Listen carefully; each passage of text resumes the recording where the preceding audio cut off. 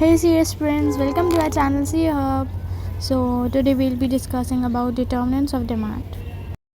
So the important factors that determines demand or that affects demand are, तो सबसे पहले तो जाता है प्राइस, किसी भी चीज़ का price, that is price of the commodity. तो price of the commodity implies that a rise in price of a commodity brings a fall in quantity demanded and vice versa, ceteris paribus, that is other things being constant. तो जब price of commodity ये imply करता है कि अगर किसी commodity का price बढ़ेगा तो उसकी डिमांड कम हो जाएगी, तो उसकी क्वांटिटी डिमांडेड कम हो जाएगी. Okay. Then comes the price of related commodities. So there are two types of related commodities. First is complementary goods and substitute goods or competing goods. So complementary goods वो होते हैं जो कि at the same time पे consume करे जाते हैं, जो एक के साथ दूसरा तो फ्री है ही, मतलब दोनों साइमल्टेनियसली कंज्यूम होने चाहिए together at the same time. Okay. For example car, petrol और टी, शुगर. ओके. तो जैसे कि अगर कोई पेट्रोल ड्रिवन कार है, उसकी प्राइस फॉल हो जाती है तो उसकी वजह से जो पेट्रोल की डिमांड है वो बढ़ जाएगी. ओके, आई होप आपको समझ में आ गया होगा. फिर सेकंड है सब्स्टिट्यूट गुड और कंपीटिंग गुड्स.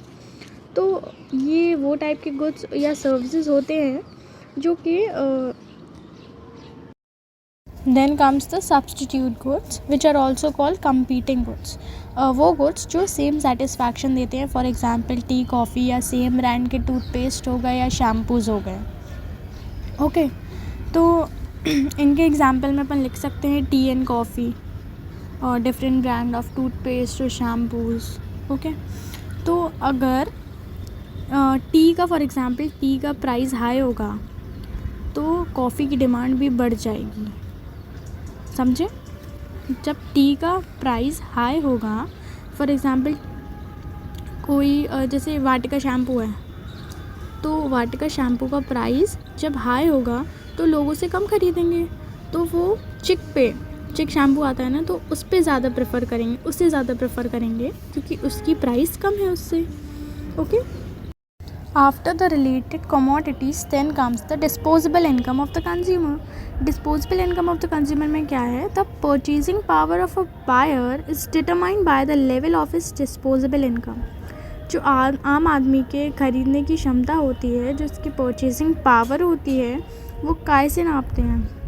उसकी इनकम से. जितनी उसकी इनकम होगी उतना तो वो ख़रीद पाएगा, उतना ही तो वो डिमांड कर पाएगा, है ना.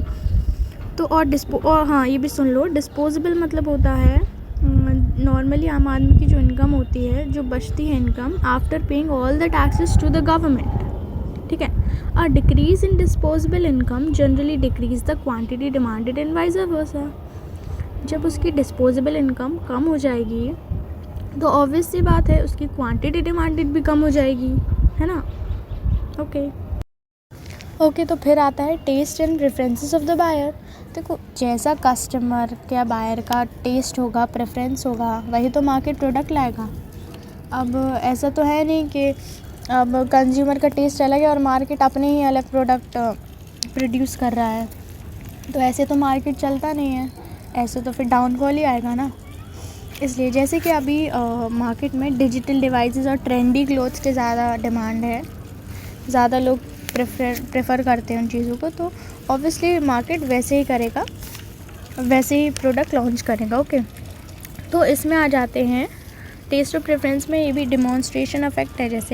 जैसे कि आपके किसी पड़ोस वाले बच्चे के पास, किसी के पास आईफोन है और आपने देख लिया, हाँ, फिर आप अपने मम्मी पापा से ज़िद करोगे कि हाँ मुझे भी आईफोन चाहिए, तो ये डिमॉन्स्ट्रेशन इफेक्ट आ जाता है कि हाँ दूसरे वाले को देख कर हमें भी वही चीज़ लेनी है. ठीक है. फिर आता है band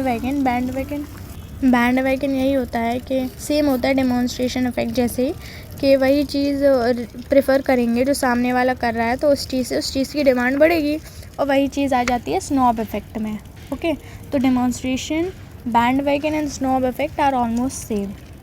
okay. So then comes the consumer expectations.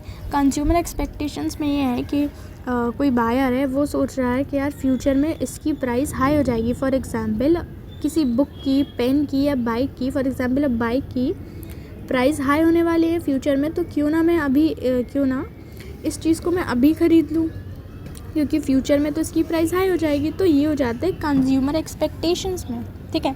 फिर आता है साइज़ ऑफ पॉपुलेशन में, तो जितनी ज़्यादा पॉपुलेशन होगी उतनी ज़्यादा डिमांड होगी, और जितनी कम पॉपुलेशन होगी उतनी कम डिमांड होगी, ठीक है। फिर आ जाता है distribution of income and the level of national income, ठीक है। तो जितनी ज़्यादा नेशनल इनकम होगी एक कंट्री की उतनी ज़्यादा डिमांड होगी, ठीक है, for all normal goods and services.